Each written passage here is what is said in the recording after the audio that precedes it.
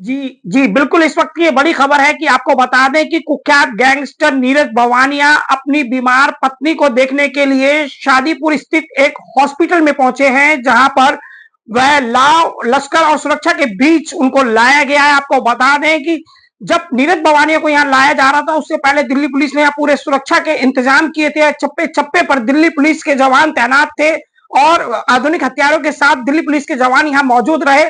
और जब नीरज भवानिया को जेल की वैन से उतारा गया और जब वह अस्पताल की ओर बढ़ने लगे, तो करीब 30 से 40 सुरक्षाकर्मी उनके चारों तरफ जो है चल रहे थे और साथ में उनकी वीडियोग्राफी भी की जा रही थी। ये बताने के लिए काफी है कि नीरज भवानिया का जो आतंक है वो कितना है कि आखिर ऐसे मौके पर भी जब वो अपनी पत्नी को देखने के लिए अस्पताल पहुंच रहे हैं, तो पुलिस की तमाम कई लाव लश्कर की गाड़ियां और भारी भरकम सुरक्षा के बीच नीरज भवानिया चलते हुए पहुंचते हैं और अस्पताल में अपनी बीमार पत्नी से उन्होंने मुलाकात की और उनका हाल जाना। आपको बता दें कि भी हाल ही में नीरज भवानिया ने शादी की थी और शादी के लिए भी उनको कुछ ही घंटों का जो है पैरोल मिला था अस्पताल से, तिहाड़ जेल से। और उन्होंने द्वारका बिंदापुर के एक इलाके में एक बैंक्वेट हॉल वाटिका में शादी की थी। उसके बाद में पहला मौका है जब उनको पैरोल मिला है।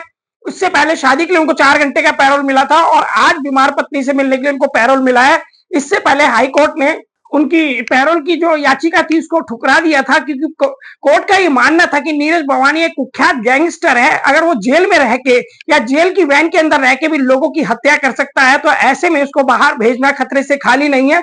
यही वजह है कि हाईकोर्ट ने जो है उसकी नीरज भवानी की जो याचिका थी पैरोल की, उसको खारिज कर दिया था। आपको बता दें कि साल 2015 में जब 9 विचाराधीन कैदियों को तिहाड़ जेल की वैन से वापस भेजा जा रहा था, तो उस वैन में कैदियों में आपस में झगड़ा हुआ, जिसमें प्रदीप और आकाश नाम के 2 कैदियों की मौत हो गई थी रास्ते में ही। आपको बता दें कि उसमें आरोप लगा था कि नीरज भवानिया ने प्रदीप और आकाश की उनके गमछे से गला घोंटकर हत्या कर दी है। तो आप समझ सकते हैं कि जहां पुलिस मौजूद है और जो गाड़ी थी पुलिस के जेल की, उसके अंदर जब हत्या हो सकती है और नीरज भवानिया पर आरोप लग सकते हैं, तो आप समझ सकते हैं कि नीरज भवानिया का जो पैरोल है इसको लेकर कोर्ट कितना गंभीर था। और वहीं अगर बात करें जो नीरज भवानिया के वकील अधिवक्ता है, उनका कहना है कि 9 साल से यानी 2015 और 2025 तक आते आते करीब 9 साल हो चुके हैं इस पूरे कंप्लीट, और उसके बावजूद इसका ट्रायल खत्म नहीं हुआ है। आखिर वो ये जानना चाहते हैं अधिवक्ता कि उनका ट्रायल कब खत्म होगा, और उन्होंने दलील दी कि इस मामले में 9 साल से ट्रायल झेल रहे हैं नीरज भवानिया कुख्यात गैंगस्टर जो है। उनके वकील ने भी ये दलील दी है। और अभी आपको ताजा मामला ये बता दें कि कुख्यात गैंगस्टर नीरज भवानिया ने कोर्ट से पैरोल की याचिका लगाई थी, लेकिन उनके इतिहास को देखते हुए, उनका जो बीता समय जेल में देखते हुए और उनके ऊपर जो आरोप है उनको ध्यान में रखते हुए हाई कोर्ट ने पहले उनकी पैरोल की जो याचिका थी उसको खारिज कर दिया था। लेकिन अभी उनको 1 दिन के लिए राहत दी गई है। कहीं ना कहीं ये मानवीय पहलू देखते हुए कोर्ट ने ये कहा कि आप अपनी बीमार पत्नी से मिलने जाएंगे, लेकिन शर्त यही रहेगी कि लाव लश्कर और सुरक्षा के बीच में आपको ले जाया जाएगा, जहां आप अपनी पत्नी से मुलाकात करेंगे। और इसी क्रम में आज शादीपुर के जिस अस्पताल में उनकी पत्नी एडमिट है, उसमें वहां चारों तरफ सुरक्षा की घेरेबंदी की गई और तमाम वहां कोतवाल लगा रहा और जगह जगह लोग ये देख रहे थे कि आखिर आज यहाँ ऐसा क्या हो रहा है कि लगातार पुलिस की संख्या बढ़ती ही जा रही है।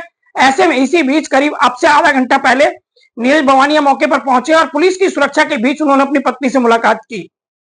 और आपको बता दें कि जब नीरज भवानिया चल रहे थे, वैन से बाहर निकलकर अस्पताल की तरफ आ रहे थे, तो उनकी वीडियोग्राफी तक की जा रही थी। तो इससे अंदाजा लगाया जा सकता है कि आखिर दिल्ली पुलिस कितने फूक फूक कर सुरक्षा के कदम रख रही है नीरज भवानिया के मामले में। क्योंकि नीरज भवानिया का अगर इतिहास देखें तो उन पर रंगदारी, लोगों को जान से मारना, हत्या करना, धमकाना, गुंडागर्दी, ऐसे तमाम एक्ट्स हैं जो एक गंभीर श्रेणी में आते हैं। यही वजह है कि आज नीरज भवानिया को जब पत्नी से मिलने के लिए आना पड़ा, तो उनको पूरे लाव लश्कर और सुरक्षा के साथ दिल्ली पुलिस लेकर आई।